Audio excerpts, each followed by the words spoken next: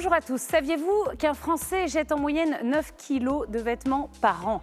Dans un contexte compliqué de fast fashion, nous avons décidé d'aller enquêter, d'aller regarder dans toute la Nouvelle-Aquitaine ce qui peut se faire pour essayer d'utiliser ces vêtements et de savoir qu'en faire. Ces vêtements, ces tissus, ce linge de maison, nous allons vous donner aujourd'hui dans notre émission les bonnes idées pour nos fringues oubliées.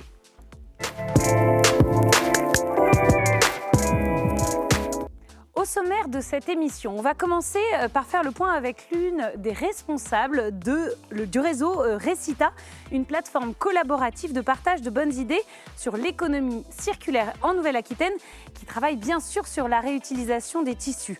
On se rendra ensuite dans la Creuse pour visiter l'un des centres de tri relais le plus important de France avant de découvrir une autre manière de déposer ses vêtements grâce à des boîtes oranges qui s'appellent Origine et qui sont nées à Poitiers dans la Vienne. On ira ensuite découvrir une entreprise très originale, ça s'appelle La Grande Collecte et c'est à La Rochelle avant de finir dans le Pays Basque où Setia récupère des chaussures, même des Weston, pour les recycler. Dans la deuxième partie de notre émission, on continuera notre enquête en commençant par le plus grand vide-grenier de la métropole bordelaise, des vêtements par milliers vendus au kilo grâce à l'association Amos, symbole de l'économie circulaire dans la réutilisation des vêtements. Direction ensuite la première friperie historique de France partenaire des relais, c'est dans la banlieue de Limoges en Haute-Vienne. Puis nous nous rendrons dans Dordogne où une jeune femme a décidé de faire de l'upcycling de draps anciens. Avec cette créatrice, on va découvrir ensuite comment dans les Landes nos vieux vêtements peuvent servir d'isolation. Restez avec nous, on va tout vous dire sur les bonnes pratiques et les bonnes idées pour recycler et upcycler tous vos vêtements et vos tissus dans notre région.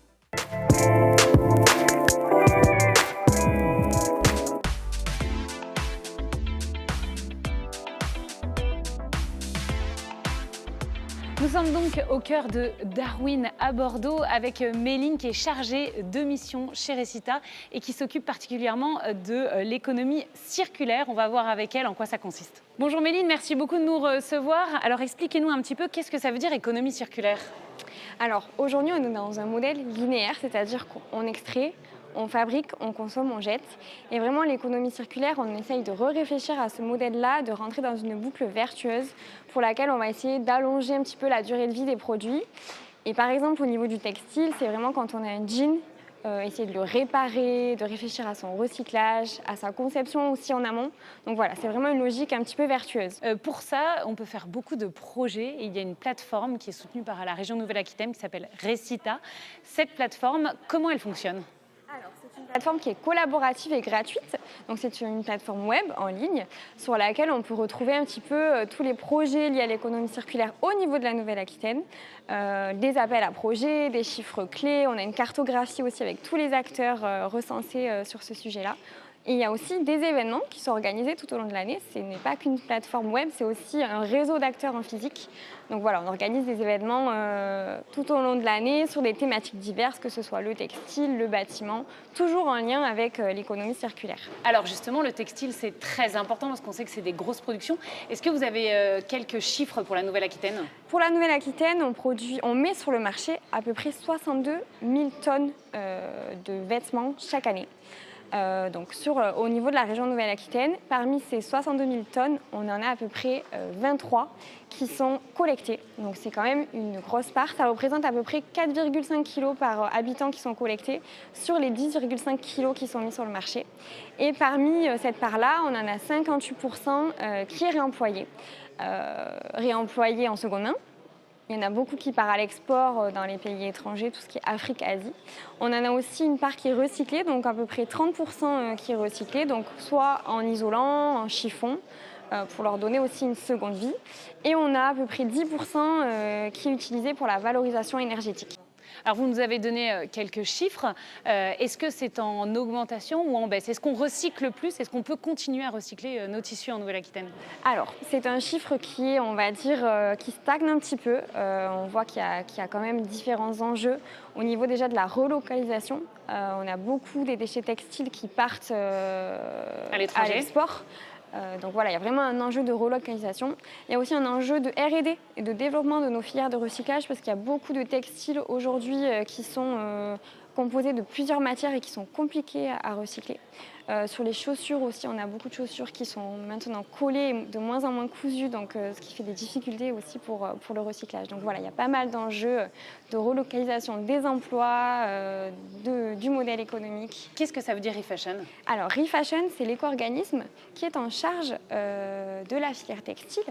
Alors en fait, il fonctionne sous le modèle de la responsabilité élargie des producteurs. Donc c'est une obligation réglementaire. Chaque metteur en marché doit payer une éco-contribution à chaque article mis sur le marché. Ces fonds-là seront utilisés ensuite pour la fin de vie des textiles, donc pour la collecte, pour le tri. Donc voilà, ce sera des dispositifs financiers qui seront utilisés pour cette fin de vie-là. Et ça fonctionne? C'est compliqué. C'est en structuration. C'est en train de se mettre en place. Ça se met en place. Il y a encore des défis. Puisqu'il y a beaucoup de textiles qui ne sont pas recyclés. Donc voilà, il y a un enjeu de structuration de la filière et de développement du recyclage et du réemploi des textiles. Le dernier mot important, c'est l'upcycling, mais ça, certaines personnes connaissent, d'autres pas du tout. Oui. Qu'est-ce que ça veut dire? C'est faire du beau avec de l'usé. C'est finalement utiliser une matière dont on ne se sert plus pour en faire des objets design, par exemple utiliser un vieux jean pour en faire un sac, utiliser des morceaux de tissu pour en faire un pouf.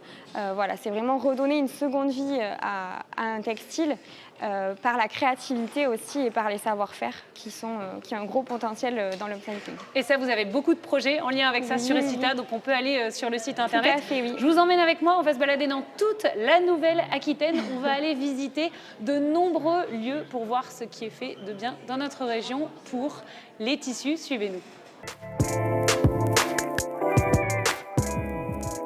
Nous sommes dans la Creuse, nous sommes au Relais 23 et c'est l'un des centres les plus importants de France et l'un des seuls avec Bordeaux en Nouvelle-Aquitaine. Bonjour. Bonjour. Merci beaucoup de nous accueillir. Alors pourquoi ce relais important?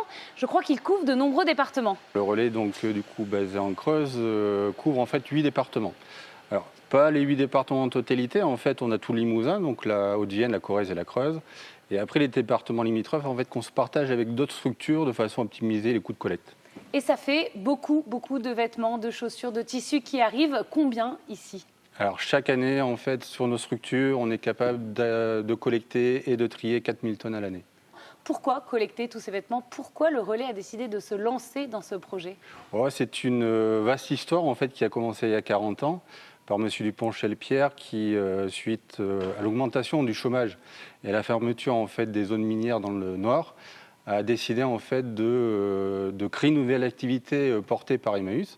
Et l'idée, c'était effectivement de récupérer les vêtements qui étaient jetés à la poubelle. Et donc d'installer ces petites boîtes relais. Et par la suite, c'était effectivement d'installer ces petites bornes relais qui sont donc en fait disséminées un petit peu partout sur le territoire. Il y en a combien par exemple en Nouvelle-Aquitaine? Vous avez une idée ou Sur la Nouvelle-Aquitaine, on doit être à peu près à 3000 bornes. Nous, sur notre territoire, on est à 850 bornes dispatchées sur le domaine public ou sur le domaine privé. Et donc ces bornes, elles peuvent récupérer de nombreuses choses. On va le voir pendant la visite de cet endroit. Mais il faut faire attention, on ne peut pas tout mettre dedans. Ben non, comme indiqué effectivement sur le conteneur, en fait, on demande à ce que les vêtements soient propres, fermés en sac et que les chaussures qu'on récupère aussi avec le linge de maison et la maroquinerie soient liées par paire. Alors concrètement, il y a écrit qu'il ne faut pas évidemment mettre des vêtements sales, mais si j'ai une chaussette toute seule ou si j'ai quelque chose que je ne veux pas mettre à la poubelle parce que j'aimerais que ce soit valorisé, est-ce que je peux le mettre là et ça peut partir pour d'autres choses que la poubelle? Tout à fait, parce que dans notre centre de tri en fait et notre process de tri nous permettent justement de trier aussi certaines catégories. Et les vêtements en fait, qui sont troués ou pas utilisables dans l'état, on pourra en refaire avec de l'effilochage en fait, des nouveaux fils et donc des nouveaux vêtements. Alors, on va quand même rester sur les vêtements propres, secs, les chaussures qui sont de bonne qualité. Celle-ci, il y a une partie qui va pouvoir aller dans des friperies qui sont à côté d'ici. Tout à fait. Le relais, parallèlement en fait, à son activité de collecte, a créé déjà depuis maintenant une quinzaine d'années des boutiques de seconde main qu'on appelle Dingue Fringues. Il y en a 90 en France et nous, on en a créé une il y a maintenant 1 an qui est située à Limoges, au carrefour commercial de Boisseuil. Et donc, ouvrir vos portes aujourd'hui, c'est aussi montrer tout ce que peut devenir cette fast fashion et se dire si on achetait mieux. Parce que là, vous faites du secours en fin de course, mais l'idée, c'est quand même à la base d'essayer de mieux acheter. L'idée, c'est de mieux acheter, mais pour mieux acheter, il faut fabriquer français et puis avoir le bon prix face à la concurrence effectivement asiatique. Tout est le problème.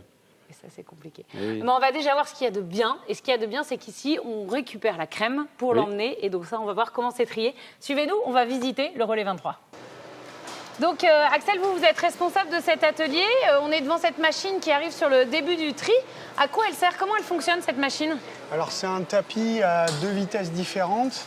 À partir du moment où sur la table de craquage, ils ont fait effectuer le premier tri, lui, le tapis, on l'appelle le répartiteur, il a pour fonction de brasser un peu le linge, qu'il arrive le plus réparti et le plus homogène sur le tapis, afin de faciliter le tri des opérateurs. Et ça permet donc que ce soit bien parti pour mieux trier là-haut? Voilà, c'est ça. Plus le linge il est réparti de manière homogène sur le tapis, plus il est lisible pour la personne qui trie. Plus c'est facile de voir ce qu'on peut utiliser ou pas utiliser. De repérer les catégories, les déchets, etc. D'accord. On a vu déjà le premier tri, le premier passage. Il y a déjà un bac qui peut partir pour la crème, c'est ça? Ça va être vérifié? Alors ça repart après sur table, c'est trié sur table. C'est ce qu'on appelle les bacs boutiques. D'accord. Voilà. Qui vont aller à la friperie à côté de Limoges. Potentiellement, il y a une partie de ce bac-là qui va arriver à Bobreuil-Limoges. Il y a beaucoup de bacs que vous arrivez à sortir pour aller à la friperie. Comment ça se passe?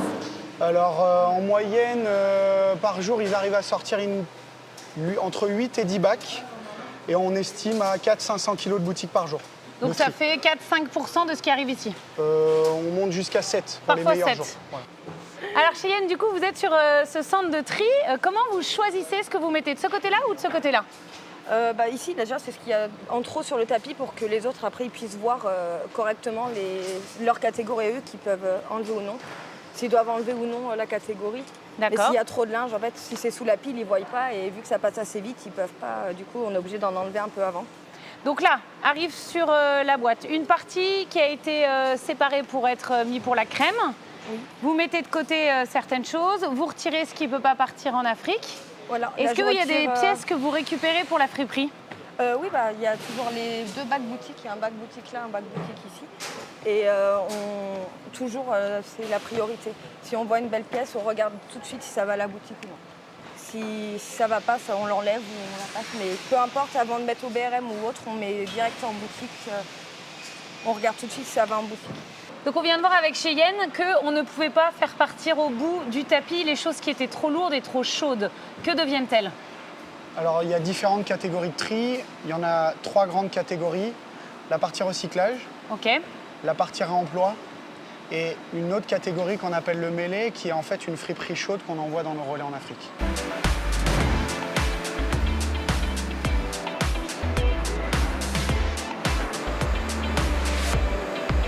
À Poitiers, une équipe de jeunes a décidé de tout prendre en main. La collecte, le tri, la revente, le recyclage local. En quelques années, ils ont collecté près de 400 tonnes de vêtements tout en maîtrisant chaque étape du processus. Leur centre est l'un des plus petits en France, mais il mise sur la proximité pour maximiser l'impact écologique et solidaire. C'est un sujet d'Éric Lepichon. Chaque année, en France, plus de 800 000 tonnes de vêtements sont mises sur le marché, mais à peine un tiers est collecté pour être trié. Pendant ce temps, l'Europe croule sous 7 millions de tonnes de déchets textiles. Face à cette urgence, une jeune équipe à Poitiers a décidé d'agir. Avec 21 bornes réparties sur le territoire, Origine ne se contente pas de collecter, elle trie, réemploie et recycle localement, avec une vision claire, de faire du textile un levier d'écologie concrète et solidaire. Le projet de base, c'est vraiment de rester dans une dimension très locale. On collecte toutes les semaines. On a un gisement moyen d'environ 12 tonnes de collecte qui rentrent chaque mois dans l'entrepôt. Cette collecte, elle est ensuite envoyée au tri, donc là où on se trouve. Donc les vêtements vont être triés. On commence par une première phase de tri. On vient séparer les vêtements qui sont usés et ceux qui sont encore en bon état. Et ensuite, on vient effectuer après différentes étapes de tri sur les matières pour on va dire les rediriger vers des filières de recyclage. Tels que les effilocheurs et recycleurs de matières textiles brutes. La priorité reste la prolongation du cycle de vie d'un vêtement qui permet un impact environnemental important. Le problème en fait du recyclage textile, c'est qu'on va collecter une matière qui a une valeur. Les vêtements qui sont plutôt en bon état ont un potentiel pour être vendus sur le marché de la seconde main. De l'autre côté, on va collecter une matière qui n'a pas de valeur. Celle-ci, elle nous coûte de l'argent, donc il faut payer pour traiter cette matière. On n'a pas des machines qui viennent fonctionner à titre gracieux pour recycler la matière quand elle est usée. Nous, l'intérêt pour avoir un modèle économique qui soit performant, c'est de réussir à avoir une proportion équilibrée de vêtements en bon état dans la collecte, ce qui n'est pas évident puisqu'on ne contrôle pas les apports que les gens vont nous faire. Et là, c'est tout l'enjeu de notre métier, c'est sur ce sujet qu'on travaille en permanence, c'est d'aller identifier des filières de recyclage pour les vêtements qui sont en bon état. L'idée, ça va être de trouver des partenaires économiques qui vont vouloir travailler avec nous. On a beaucoup développé les filières locales, donc on a ouvert une petite boutique à côté qui permet chaque année de vendre quelques dizaines de tonnes de textiles, donc c'est pas négligeable par rapport à ce qu'on collecte. Et derrière, on a développé aussi beaucoup de canaux très locaux avec notamment des friperies françaises qui viennent se fournir chez nous, qui viennent de tout le territoire. En plus, ce qui est intéressant, c'est que ça dynamise notre commune. On a environ 200 friperies françaises qui viennent se fournir chez nous. On a une logique où tous les vêtements sont en très bon état, donc on a vraiment choisi un modèle différent. On revend déjà 20% de ce qu'on collecte et ce qu'on trie en France. Là où la plupart des centres, c'est 6%, donc on fait déjà 3 fois mieux qu'un centre de tri à taille comparable. Et on espère, en tout cas, pouvoir revendre encore plus de vêtements. Sachant qu'on a 50% de vêtements qui sont en mauvais état, qui dans tous les cas ne seront jamais reportés et finiront en recyclage.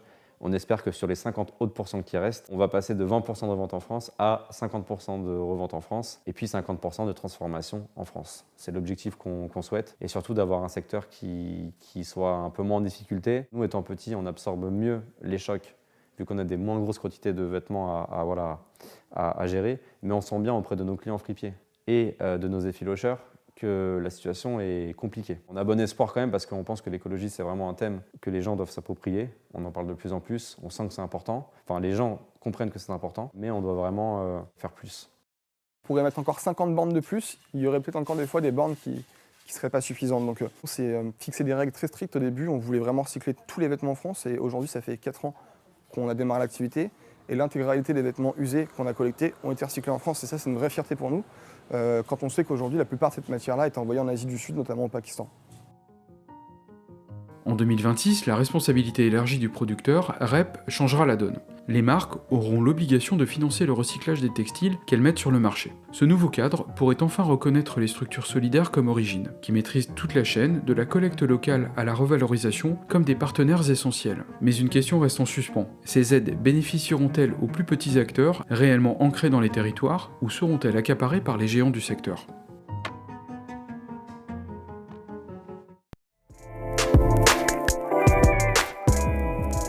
Direction maintenant La Rochelle. Nous allons à la rencontre d'une association bien connue dans le nord de la Charente-Maritime.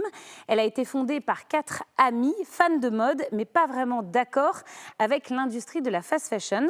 Elles se sont demandé comment leur passion pouvait avoir un impact moindre sur la planète. Et à leur échelle, elles ont fondé la Grande Collecte, une association qui œuvre en faveur de l'économie circulaire. Ici, les vêtements sont recyclés, réparés, réutilisés pour un autre usage. Et lorsqu'ils sont trop abîmés, les voilà broyés et on leur donne une seconde vie. Regardez, c'est un sujet d'Hélène Galliana. Attention, ici c'est une véritable caverne d'Ali Baba et vous ne trouverez rien de neuf. Ici on transforme, donc on prend des draps, des anciens textiles, des nappes, peu importe, et on le transforme en un nouveau produit comme des sacs. Et on a la partie aussi seconde main, tous les vêtements qui n'ont pas été... qui sont donnés ou qui ne veulent plus rester dans les placards. Ils retrouvent une nouvelle vie dans cet espace-là. On peut venir s'achalander dans cette partie-là. L'association a été créée en 2023 par 4 fondatrices. On est dans la 3e année. On a exploré la première année ce qui se passait sur le territoire. On a identifié tous les acteurs qui étaient plus ou moins dynamiques sur le sujet. La 2e année, on a testé beaucoup d'activités pour voir ce qui correspondait en fait aux besoins et au territoire en tant que tel, localement, comment on pouvait aborder ce sujet en fait. Donc on a testé des activités qu'on a mis de côté pour certaines et gardé et développé cette année un peu plus en détail. Parmi elles, cette machine. Son but, broyer les vêtements dont plus personne ne veut, transformer la matière puis lui donner une seconde vie. L'intérêt de broyer, c'est qu'en fait, quand on a tout essayé à partir de la réparation, de la customisation, de la transformation, qu'à un moment donné, on ne peut plus rien faire, l'idée, c'était de partir sur quelque chose qui existe déjà et qui nous faisait bien rêver. C'était de faire une espèce de nouvelles matières carton, un peu contreplaquées, colorées, jolies, et qui reflètent aussi l'histoire de tous nos modes de consommation. Et on avait vraiment envie de pouvoir en faire quelque chose de nouveau. Vraiment repartir de zéro, et donc ça passait par le broyat, ce qu'on appelle nous dans le milieu la chiquette, et donc une nouvelle matière qui redonne une possibilité de créativité et d'une nouvelle chaîne de production après derrière qui est encore autre chose et très complexe. Une fois broyés et avec un peu de colle, les vêtements deviennent une pâte. Et puis après, on va le faire sécher sur des échelles à pâtissier, et puis on va avoir donc une matière qui va sortir comme ça, qui est comme une matière carton, qu'on a fait sécher à l'air libre. Et puis cette matière, on va la découper, prédécouper, pour en faire des petits modules qu'on va assembler un peu à la mode Lego ou à la mode Tangram. Et donc on va faire des tests de modules et d'assemblage pour en faire du design mural. Donc soit pour les entreprises pour dessiner leur logo ou reprendre des phrases liées à leurs valeurs, soit reprendre des petits animaux. Pour l'instant, on est sur de l'assemblage pour faire des animaux pour des chambres d'enfants. L'association a plusieurs casquettes. Elle recycle, propose une ressourcerie et un kiosque qui se déplacent dans des entreprises partenaires pour sensibiliser au réemploi du textile. Et depuis peu, la Grande Collecte veut s'attaquer au vaste sujet du recyclage des vêtements de sport. Il y avait beaucoup de gourdes. Ah oui. Et donc c'est vraiment relié au plastique. Okay. Et puis il y avait des vêtements de pluie. C'est nécessaire parce que si on déploie le volume des vêtements non utilisés et qu'on les met sur le trottoir dans les villes, on ne peut plus marcher.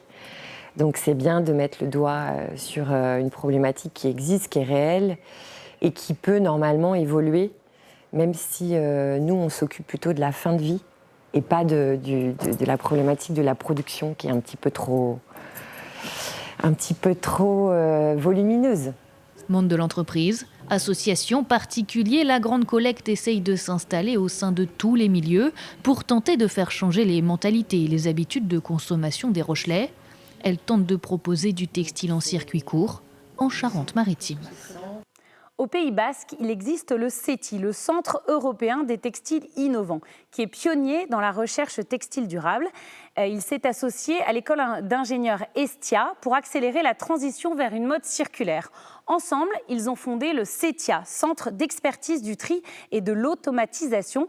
C'est la première plateforme d'innovation en Europe à se concentrer sur ces étapes encore largement manuelles, freinant du coup le recyclage à grande échelle. C'est un sujet de Philippe Levers. Installé à Hendaye depuis septembre 2023, le CETIA a pour mission de concevoir et de développer des technologies innovantes pour améliorer le recyclage des vêtements, du cuir et des chaussures en fin de vie. Marie, est-ce que tu pourrais passer peut-être au rayon X la partie sequin pour qu'on voit comment ça réagit? Ouais, sur la partie rayon X, du coup, on va essayer de voir s'il y a une différence de densité. Donc normalement oui, parce que les sequins c'est du plastique et là les vêtements a priori on dirait que c'est un coton, donc normalement il y aura une certaine différence de densité qu'on pourra voir. Depuis quelques mois, un nouvel outil, le Sensor Hub, une cellule de tri intelligente conçue par le CETIA pour identifier, analyser et orienter automatiquement les vêtements. Une nouvelle étape vers une industrialisation du recyclage textile plus circulaire et plus durable. On développe des innovations pour aller chercher le meilleur d'une chaussure et d'un vêtement en fin de vie pour essayer d'atteindre ce qu'on appelle la boucle fermée, c'est-à-dire refaire des vêtements avec des vêtements, des chaussures avec des chaussures. Aujourd'hui, il y a déjà des voies de valorisation. Pour les chaussures, on peut tout broyer et en faire du revêtement pour le sol. Pareil pour les textiles, on peut faire de l'isolant. Mais en développant les technologies pour améliorer le tri des vêtements et des chaussures et leur déconstruction, on va pouvoir demain aller mettre de plus en plus de matières recyclées dans les nouveaux vêtements et chaussures qui vont être fabriqués. Donc là, on voit distinctement le motif où il y avait les sequins. C'est des matières différentes. Okay. On voit quand même très bien la couture. Donc aujourd'hui, les technologies de tri, elles permettent surtout d'aller trier les vêtements monomatières, donc les t-shirts, les pulls par exemple, pas forcément les vêtements qui ont plusieurs couches, pas forcément les vêtements qui ont différentes compositions. Donc nous, c'est ce qu'on va chercher à craquer au CETIA, c'est d'aller chercher cette complexité dans les vêtements. Donc on est allé chercher le cran au-dessus. Avec maintenant les innovations, l'équipe d'ingénieurs est en place. Depuis 1 an et demi, l'équipe de jeunes ingénieurs issus de l'Estia sont plongés dans la complexité du recyclage textile et des matériaux associés. Leur mission, comprendre les enjeux, maîtriser les contraintes techniques et concevoir les machines qui équiperont l'industrie du recyclage de demain. À la tête de ce pôle de recherche et développement, Alexandre. Aujourd'hui, donc sur Sensor Hub, donc c'est notre cellule ici, on a voulu justement combiner plusieurs capteurs. Donc en plus de la matière, rajouter notamment toute la partie rayon X qui nous permet d'aller voir des points durs qui seraient invisibles. On a aussi des caméras classiques pour faire de la typologie ou de la couleur, des caméras plus spécifiques pour aller voir la contexture d'une étoffe. Donc avec toutes ces informations-là, on va aller définir la meilleure voie de valorisation et in fine la meilleure voie pour une seconde vie des matériaux. Alors pour garantir cette place de leader ou en tout cas de précurseur sur ces sujets-là, on opère une veille technologique. Toute l'équipe du CETIA est mobilisée pour faire une veille en Europe, mais également en Asie et aux États-Unis. On reste très vigilant sur les différents capteurs, solutions qui peuvent être mises sur le marché, car ce sont des solutions dont on peut faire l'acquisition pour pouvoir les intégrer dans nos solutions et pouvoir toujours progresser sur cette voie de valorisation. La veille technologique ne peut pas avancer sans le soutien des acteurs de l'industrie du textile. Leur rôle est essentiel, ce sont eux qui partagent leurs besoins concrets, testent les solutions sur le terrain et aident à ajuster les technologies pour qu'elles soient vraiment utiles. Donc, parallèlement aux solutions, qu'on peut mettre au point pour séparer ces différentes parties, il y a aussi les marques qui travaillent à faire de l'éco-conception pour essayer de faire des vêtements qui demain pourront mieux se recycler, mieux être déconstruits et mieux être triés. Plus le vêtement est simple, plus c'est facile pour nous, sauf que les vêtements ne peuvent pas toujours être simples. Évidemment, on reste dans le domaine de la mode et donc nous, on doit faire face à cette complexité qui sera toujours celle-là demain. C'est pour ça qu'on développe de plus en plus de technologies pour essayer de venir se confronter à cette complexité et de solutionner la partie tri et démantèlement pour le recyclage. Au CETIA, le tri des textiles pour un recyclage efficace n'est pas le seul défi. Le recyclage des chaussures est lui aussi un enjeu majeur. Là encore, le travail se fait main dans la main avec les fabricants pour mieux comprendre les produits et développer des solutions adaptées. Ça a super évolué, mais c'est encore compliqué. Il y a encore pas mal de travail, toujours. Les nouveautés qu'on a en ce moment là, sur la chaussure, c'est l'identification par modèle de chaussures. L'idée, c'est qu'on a travaillé avec différentes marques, on a leur modèle en base de données et on est capable, avec une intelligence artificielle, de reconnaître précisément le modèle et de remonter à son passeport produit. En remontant à son passeport produit, on a les informations sur la matière, de la tige, de la semelle, mais aussi les typologies d'assemblage, les compositions. Voilà, on a beaucoup d'informations qui nous permettent de mieux trier, de mieux diriger les chaussures pour la partie démantèlement suivant. Et on a aussi créé une solution de bin picking, c'est-à-dire aller prendre avec un robot des chaussures dans un bac pour venir alimenter des solutions automatiquement. Et après, sur la partie vraiment démantèlement en tant que telle, nous, on a avancé. Donc, on a nos machines qui sont là, qui permettent de faire du démantèlement à des cadences assez élevées. Derrière, il y a encore beaucoup de choses sur toute la partie valorisation des matières, notamment de semelles, et valorisation des tiges qui sont beaucoup plus complexes parce qu'il y a beaucoup plus de matières différentes à l'intérieur qu'il faut encore gérer pour aller au stade industriel sur nos machines. Alors la filière de recyclage, elle est plutôt en cours de construction. On a des annonces de recycleurs qui sont en train de s'installer au niveau européen, qui vont ouvrir des usines de recyclage plutôt en 2028. Mais c'est pour ça qu'il faut se préparer à pouvoir les alimenter. Et donc les technologies du CETIA sur le tri, elles doivent trouver leur place désormais chez les collecteurs trieurs en Europe pour pouvoir préparer la matière qui demain va venir dans ces centres de recyclage et qui vont permettre d'avoir de la matière recyclée en Europe. Les lignes pilotes du CETIA permettent déjà de trier un vêtement par seconde ou de démanteler jusqu'à 120 chaussures par heure. Des cadences industrielles pour répondre à un enjeu mondial, transformer nos déchets textiles en ressources locales et durables et réduire l'impact environnemental d'une industrie encore trop polluante. Et pourquoi pas offrir aux fabricants français des alternatives concrètes face à la fast fashion produite à l'autre bout du monde. C'est la fin de la première partie de notre émission. On se retrouve dans un instant pour continuer à parler de tous ces vêtements. À tout de suite pour la seconde partie de notre émission.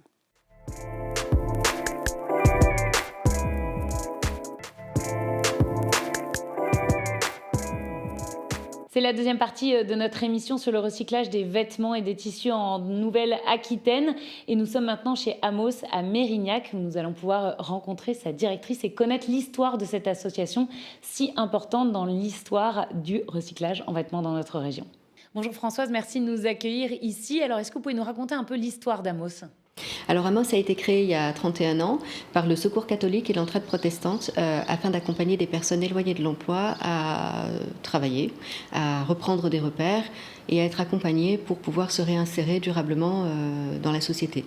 À l'époque, Amos a utilisé comme support d'activité le textile de seconde main et a ouvert des boutiques. Donc on faisait de la collecte par des vêtements qui étaient donnés par des particuliers.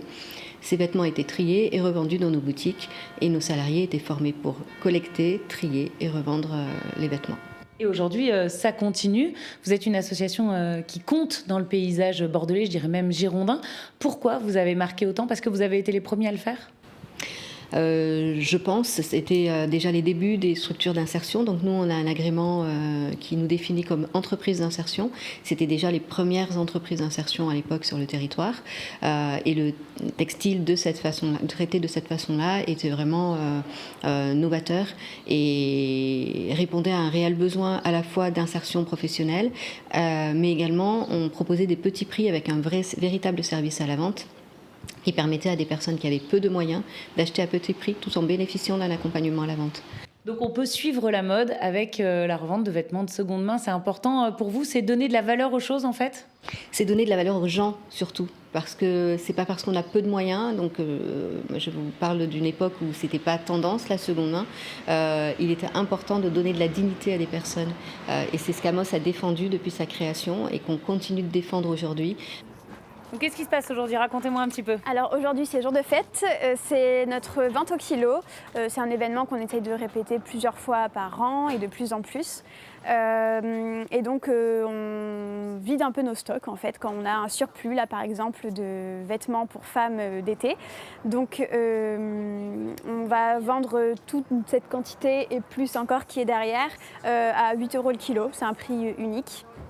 Et on essaie de faire des thématiques, des fois il y a de l'enfant, des fois de l'homme, des femmes. Je viens souvent quand il y a des ventes, je fouille, et puis si je trouve une pépite, je prends, parce que c'est pas cher.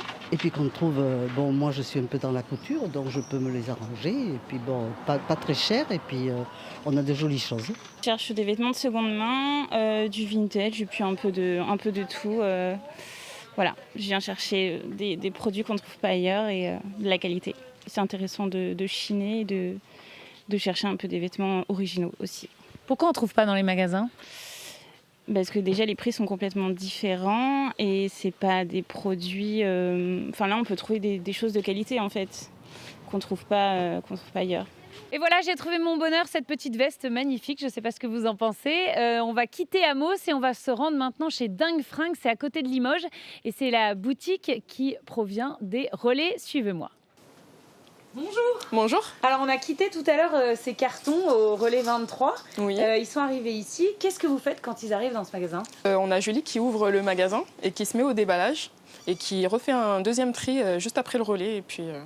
Donc on vérifie chaque pièce, on prend le maillot et on vérifie quoi exactement ? On vérifie tout l'état, si c'est neuf, parce que nous on ne va pas mettre des maillots de bain usagés. Donc l'intégralité des maillots de bain sont neufs. Et pour les autres habits, donc par exemple ce qui est ici, je sais que par exemple il y a des pantalons ou des choses comme ça. Oui. Qu'est-ce que vous vérifiez ? Alors on vérifie tout, s'il n'y a pas des trous, si c'est pas taché, s'il est en bon état, s'il n'est pas trop usé. Et comment ça marche après ? Vous les mettez sur cintre ? On les met sur cintre, on les range par genre et par taille. Et on les range aussi par couleur chez l'enfant. Voilà. Et un pantalon comme ça coûte combien par exemple en seconde main ? Un pantalon comme ça, nous on le vend 4,50 € si c'est pas de la marque. Et après, les gens viennent dans la boutique. Oui. Est-ce qu'ils se rendent compte que c'est de la seconde main ? Des fois oui et des fois non. En fait, ça dépend. À première vue, quand on rentre dans la boutique, on voit pas vraiment que c'est de la seconde main. Mais une fois qu'on fouille un petit peu, ça peut qu'on s'aperçoit que c'est de la seconde main. En quoi c'est important pour vous de travailler dans ce genre de magasin ? C'est quelque chose qui compte ? Franchement, moi j'aime bien tout ce qui est seconde main parce que des fois il y a des pièces uniques, il y a des choses qu'on ne trouve plus, des choses qui n'existent plus, qui ne se vendent plus. Et il y a énormément de pépites dans le magasin, donc tout ce qui est seconde main, ça sert à recycler en fait le vêtement. C'est dommage de jeter un vêtement sachant qu'il peut être réutilisé par un tel. Puis voilà, ça évite le gaspillage. Voilà. Bon, je vais essayer alors. Allez-y. Wow. Et voilà. Ça génial, passe ? Oui. Alors je pense J'adore. qu'on vous pose souvent la question, mais est-ce que les vêtements sont lavés quand ils sortent du relais? Alors non, ils ne sont pas lavés. Il y en a quelques-uns qui sont lavés par les particuliers, mais pas tous. Donc nous, on ne s'occupe pas de ça parce que ça nous coûterait beaucoup trop cher. Donc, Même écologiquement, ça prend beaucoup d'eau ouais, peut-être. énormément. Mais pourtant, c'est nickel. C'est nickel. Angeline, qu'est-ce que vous êtes venue faire aujourd'hui? On est venu faire du shopping avec mon conjoint pour l'été, pour refaire un peu la garde-robe. Parce que bon, les vêtements de l'année dernière vont pas forcément cette année. Donc du coup, on a trouvé des petits vêtements légers, parce qu'il fait chaud. Est-ce que vous saviez avant de rentrer dans le magasin que c'était de la seconde main? Oui. Et pourquoi vous êtes venue? Parce que j'adore ce magasin. En fait, on n'habite pas si loin que ça, donc du coup, pratiquement toutes les semaines, je viens. Qu'est-ce que vous aimez dans ce concept? De trouver des pièces déjà qu'on ne trouve pas forcément dans les magasins, même dans l'ancien temps, tout ce qui est vintage, un peu le style. Il y a des choses qu'on ne voit pas forcément maintenant. Donc c'est vrai que des fois, on trouve des petites pépites. Et donc là, dans les pépites, qu'est-ce que vous avez? J'ai trouvé une jupe en jean. Bon, c'est simple, c'est voilà. Ouais, mais c'est pas facile à trouver les jupes toutes simples comme ça. Oui, c'est vrai. Une petite jupe mi-longue à fleurs. Un petit short, pareil, ça fait un peu vintage du coup, ça. Et un petit haut d'été.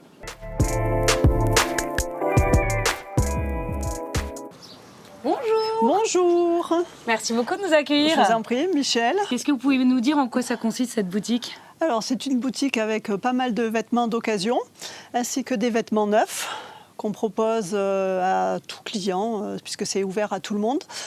Aussi bien clients, acheteurs que bénéficiaires. Et dans ce cas-là, ce sont des personnes qui viennent avec des bons d'assistance sociale. Et là, bien sûr, on donne les vêtements gratuitement. Et où est-ce que vous récupérez tout ce qui est dans cette boutique? Pour les vêtements et les chaussures? Les vêtements, tout ce qui est occasion, vêtements, chaussures et linge de maison, et ainsi que la vaisselle, ce sont des particuliers.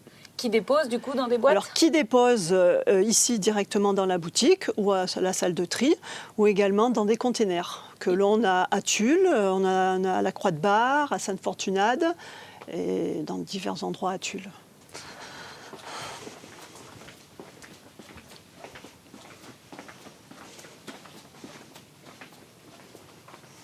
Voici la salle de tri, donc, avec les sacs qui ont été récoltés hier soir. Au lieu de mettre sur, par exemple, des sites de revente en ligne, on vous les donne à vous pour que ça puisse servir à des gens qui en ont besoin. Aussi.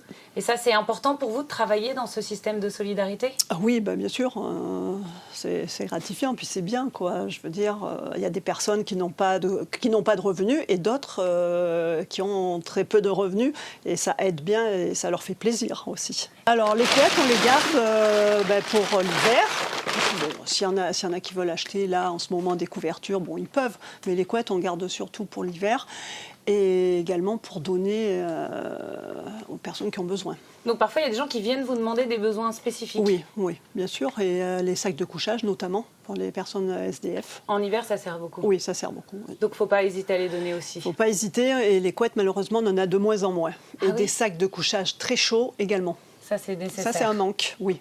Donc là, par exemple, il y a un sac et quand vous avez ouvert, qu'est-ce qui se passe? Alors, le sac, on le vide. Donc, on regarde les fermetures. On vide tout de l'intérieur. Bon, là, on voit qu'il y a des... Voilà, il y a des pièces. Et il y a des petites pièces. On a gagné du don. On mettra ça dans la boîte de dons qu'on a dans la boutique. On vérifie toutes les fermetures éclairs. On vide les poches. On sort les poches. Bon, celle-là, si elle ne sort pas, mais on vide tout, vous voyez. Encore une pièce. Voilà. D'où la nécessité de bien tout retourner et secouer. Donc, il y a des sacs en plastique et des sacs en tissu. Vous conseillez plutôt de mettre dans des sacs en plastique pour protéger? Oui, on prend aussi les sacs en tissu parce qu'on les réutilise, on les donne aux clients. Donc, c'est bien utile aussi, les sacs en tissu. Mais on regarde sous les bras, si c'est pas taché, si c'est pas troué, tous les cols, voilà. Et alors, je vois que vous avez beaucoup de choses. Comment ça se passe? Parce que je pense que vous n'arrivez pas tout à vendre ou donner. Ou alors, il y a tout qui part tous les jours. Comment ça fonctionne? Alors, on réassort tous les jours. Tous les jours, vous remettez des choses nouvelles? Tous les jours, des choses nouvelles. Alors, Love, vous êtes rentrée dans la boutique il y a un instant. Oui. Pourquoi vous venez ici? Parce qu'il y a des choses chouettes, même si c'est seconde main, mais on trouve des choses qui sont neuves aussi. Il n'y a pas que des choses de seconde main. Et il y a ce qu'on nous donne aussi, c'est avantageux, et c'est le prix. Le prix est abordable. Par rapport à ceux qui ne travaillent pas, s'il y a des familles moyennes, parce qu'on n'est pas tous riches ici. Du coup, on s'en sort pas mal avec les enfants et tout ça. Et vous venez souvent? Oui. Par exemple Après la sortie du boulot, comme je travaille à la sortie, je passe pour voir un peu s'il y a quelque chose à dénicher, un peu, si on peut trouver quelque chose pour nous, pour les enfants. Bon, on essaye un peu de s'en sortir comme ça. Qu'est-ce que vous achetez plutôt pour vous ou plutôt pour les enfants? Non, pour les enfants. C'est important. Les chaussures, mais ça grandit tout le temps. Du coup, on prend un peu des chaussures, un peu des vêtements, oui. Non, c'est important, oui. Une nouvelle idée positive pour la Nouvelle-Aquitaine. Dans les Landes, une entreprise fait bouger les choses. Elle s'appelle Wateco et depuis plusieurs années, elle transforme les vieux vêtements en isolant écologique pour le bâtiment. Aujourd'hui, elle va encore plus loin. Elle a réussi à recycler les fibres textiles pour fabriquer de nouveaux tissus. C'est un sujet de Philippe Levers. Dans cette usine de nouvelle génération, passive et co-responsable, chaque détail incarne l'engagement environnemental de l'entreprise. Entièrement isolée grâce à sa propre production d'isolants, elle valorise les vêtements usagés pour en faire une ressource précieuse, transformée sur place en matériaux performants et durables. Sur les vêtements usagés à base de textile, alors on a une partie des balles ici, mais je crois qu'on en a là-bas également.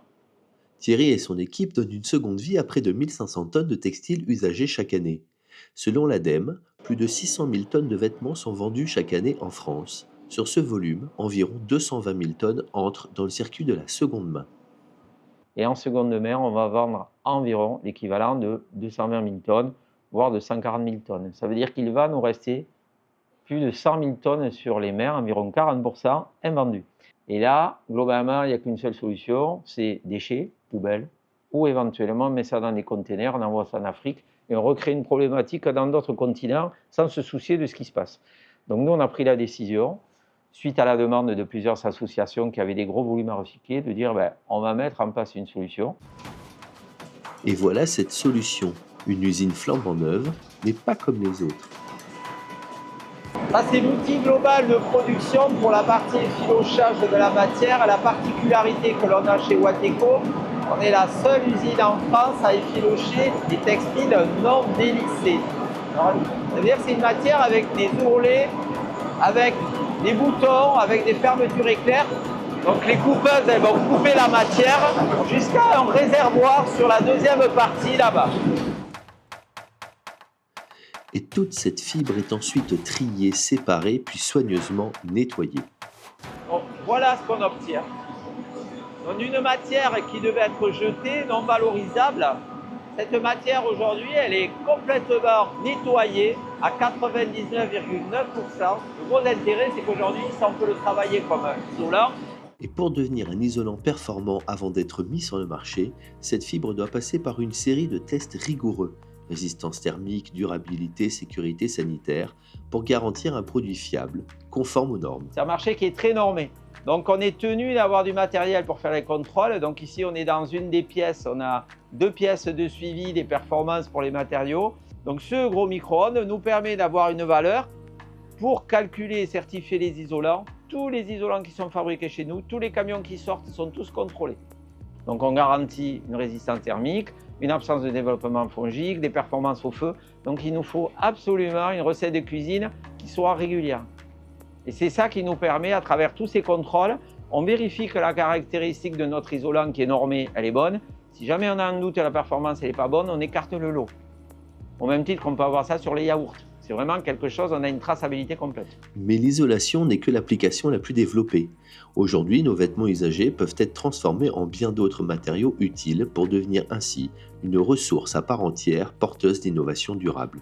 Alors on fabrique également donc, un produit qui sert à être mélangé aux carrières, au sable des carrières textiles, qui est 100% à base de coton. La particularité de cette matière, c'est qu'on va la mélanger avec le sable. On va mettre environ 1 à 2 kg au mètre carré mélangé avec le sable. Et cette fibre, elle va permettre de limiter l'arrosage des carrières de sable d'environ 50%, tout en maintenant la bonne tenue au pied des chevaux. Alors ça, c'est assez innovant parce que jusqu'à présent, les matières qui étaient utilisées étaient des matières essentiellement avec des polypropylènes type chute de moquette, dont il y avait déjà un produit qui existait, ou des polyesters, et ça voulait dire microplastique. Là, on est vraiment sans microplastique avec un produit 100% végétal. Donc, on ne va pas avoir de problématique de risque de passage de microplastique dans les eaux et en ayant un produit également qui soit 100% recyclable. Donc ça, c'est nouveau. On a commencé les premières livraisons en courant de mois dernier. Et le recyclage de fibres de cellulose peut parfois servir à des utilisations plus particulière. On fabrique dans des big bags comme ça. Ça, c'est le recyclage de nos poussières de production sur lequel on fait la litière pour les chats. Aujourd'hui, cette fameuse boucle fermée, celle qui consiste à refaire du fil à partir de textiles usagés pour créer de nouveaux vêtements, existe déjà. Certes, elle reste encore limitée par la nature des fibres et les matières présentes dans les textiles broyés, mais la technologie est bien là. On a d'autres solutions nous, aujourd'hui où, quand je vous montre cette bobine de fil, c'est une bobine qu'on a fait 100% dans le sud-ouest de la France, sur des matières 100% recyclées. On n'a pas rajouté d'âme neuve ou autre. On a un fil avec un niveau de résistance qui est équivalent au fil neuf. Et derrière, on peut refaire de la confection avec des entreprises du sud-ouest. On a la capacité, avec des filatures régionales, avec des tisseurs régionaux, de développer des produits. Tout simplement qu'en face, nous, on est des niveaux de commande. Donc, si on a la confection, que ce soit l'univers du surfwear ou autre, où on a quand même des gens normalement sensibles à l'environnement, si demain ils nous disent ouais, moi je veux que vous sortiez ce fil avec des matières qu'on va recycler, nous on étudie les caractéristiques, on peut tout à fait à un moment donné travailler sur nos machines et filoucher, sortir un fil, sortir du textile et arriver à avoir une collection. C'est vraiment une question de volonté, c'est une question d'action. Les industriels du textile vont devoir tôt ou tard intégrer ces nouvelles solutions. Pour rappel, l'industrie textile est l'une des plus polluantes au monde, mais c'est aussi l'une des plus essentielles à notre confort quotidien. Il est donc temps de repenser nos façons de produire, de consommer et de recycler.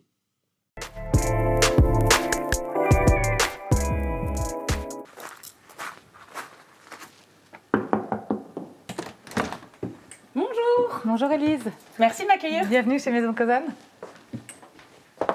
Alors Sophie, montrez-moi un petit peu, on est à quel endroit là exactement? Là pour l'instant vous êtes dans mon atelier, dans ma maison, parce que j'aimerais à terme développer quelque chose de plus grand pour pouvoir mieux travailler.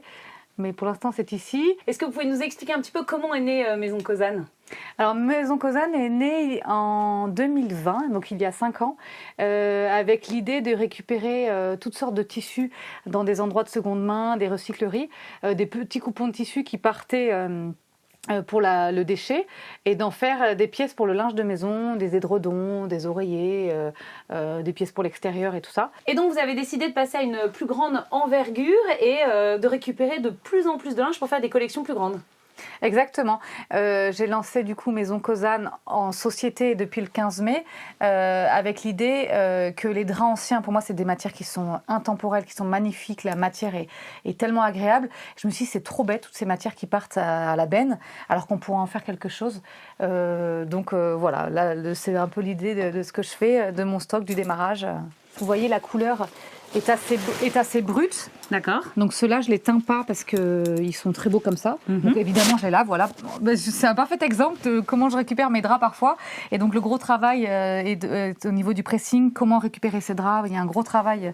Où est-ce que vous les récupérez ces draps? Pardon, oui. Je les récupère dans des centres de tri, notamment le Relais, dans des vides-maisons, des vides-greniers, des recycleries, Emmaüs, tous les bons plans. Alors du coup, il y a la partie lin brut que vous trouverez ici, que je ne retouche pas. Et après, il y a les draps blancs, là, qui sont déjà passés par le pressing, et que j'envoie ensuite dans le Tarn, dans une entreprise familiale qui est spécialisée depuis des années dans la teinture, dans l'ennoblissement textile. Et là, j'ai choisi 3 couleurs. Donc, on le verra mieux ici, le rose, le vert et le bronze. Et sur ces coloris-là, j'ai développé toute une gamme de produits, linge de table et linge de chambre. Alors, ce qui est très impressionnant sur les draps, c'est que parfois, on retrouve des lettres. Pourquoi il y a ces lettres sur les draps? Alors, ces lettres correspondent à des initiales. En fait, à l'époque, les gens avaient des trousseaux de famille qui se faisaient avant les mariages et c'est des trousseaux qui se transmettaient. C'était de véritables trésors et des biens familiaux très importants. Et donc là, l'idée à nouveau de Maison Cosane, c'est de se dire, ces broderies-là, elles sont magnifiques, c'est des dames qui ont passé des heures et des heures à broder, un travail que nous-mêmes, on ne saurait plus faire. On ne fait plus. Et donc, c'est aussi de maintenir ces savoir-faire un peu ancestraux et de retransmettre un patrimoine. Et alors, pourquoi et comment vous est venue cette idée de monter cet upcycling des draps anciens? Alors, je ne pourrais pas dire tout à fait comment, mais moi, j'ai une passion depuis toujours des petites dentelles, des vieux boutons, des draps. Je m'étais toujours dit, quand je serais grande, j'aurais un atelier. Et en fait, voilà, mon rêve s'est un peu exaucé. J'aime les belles matières, j'aime l'ancien, j'aime l'idée de faire de belles choses avec peu. Voilà, donc, comme je vous montrais tout à l'heure dans mon atelier, Au début, je récupérais des petits coupons de tissu et je faisais des pièces. Et après, moi, j'aime aussi l'idée de l'entrepreneuriat. Et j'avais envie de développer quelque chose de plus volumineux, de faire travailler des partenaires. Et donc, je me suis dit, en fait, ce produit-là, on peut le dupliquer parce qu'à la base, il est blanc ou en brut. Et après, je m'amuse, moi, avec les couleurs. Donc, c'est parti de l'amour des belles matières et aussi des souvenirs un peu d'enfance, d'odeur, de famille. Belle matière et belle valeur aussi, puisque pour vous, c'est important de faire travailler les bobinettes. Exactement, c'est important de faire travailler un atelier local et c'est aussi important de travailler avec des matières qui existent déjà, faire face un peu à tout ce qui nous entoure, à la fast fashion. On déborde de choses en fait, donc réutilisons et regardez, il y a des belles choses. Donc on a quitté Sophie et on est maintenant avec Delphine qui est responsable de l'atelier chez Ricochet à Neuvic. Bonjour Delphine. Bonjour. Merci de nous recevoir. Donc vous n'avez pas souhaité être filmée, qu'on voit votre visage. Vous êtes très fiers de représenter tout ce qu'on fait ici. Est-ce que vous pouvez nous raconter quel lien vous avez avec la maison Cosane ? Alors, on confectionne tout ce qui est housse de couette, linge de lit et de table, les édredons, les oreillers, et puis après tout ce qui est serviettes et torchons. Et ici, donc, les personnes qui travaillent, c'est des personnes qui sont parfois éloignées de l'emploi. Qu'est-ce que ça veut dire exactement ? Ça peut être des personnes qui n'ont pas travaillé depuis longtemps, des personnes qui souhaitent se reconvertir parce qu'elles ne sont plus en capacité physique de faire le travail qu'elles faisaient avant, ou alors qu'elles ont eu un burn-out. Et donc voilà, ou des personnes qui même n'ont jamais travaillé, c'est possible aussi, ça arrive. Est-ce que c'est important pour vous, tout ce travail autour du upcycling et de réutiliser le vêtement ? Oui, alors je vais parler, c'est important pour moi, mais c'est aussi une orientation qu'a pris Ricochet à travers les différentes filières, parce qu'on a aussi le tri, où on collecte des vêtements aussi qui vont être revalorisés soit au e-commerce, donc sur Internet, soit à la boutique en ligne. On a aussi d'autres agents qui travaillent en déchetterie pour trier les différents déchets. Et on a une recyclerie éphémère. Donc il y a Sophie qui est en réunion avec Jeanne pour voir un petit peu comment s'organisent les choses. Jeanne, qu'est-ce que vous allez faire là maintenant ? Là, je fais une housse de couette. Donc, avec plusieurs morceaux de récupération de draps en lin qui ont été teintés. Et voilà, j'assemble des morceaux pour en faire une housse de couette. Donc, il faut qu'on s'arrête à 1 cm quand on pique ici et repartir dans la couture qui arrive là pour avoir notre angle droit. C'est là où ça se complique. Oui, mais ça, vous avez de l'expérience, vous savez le faire. On essaye de faire au mieux qu'on peut et... Là, vous le faites pour Maison Cosane, mais vous l'aviez déjà fait pour d'autres produits ? Non. C'est la première fois ? Oui. Alors, Elisabeth est déjà au travail. Elle a commencé avec un beau tissu vert. Qu'est-ce que vous faites de beau ? Alors, je suis en train de faire une housse de couette et là, je couds à 1 cm du bord franc. Et donc, c'est 3 points au centimètre. Alors ça, c'est un fil spécial un peu plus épais qu'on met sur la machine. Et c'est un point classique, voilà. Comment vous sentez de faire ce genre de produit ? C'est assez agréable ? Oui, c'est agréable, bien sûr. C'est agréable. Pourquoi ? Pour nous, ça nous change un petit peu de ce qu'on fait habituellement, quoi.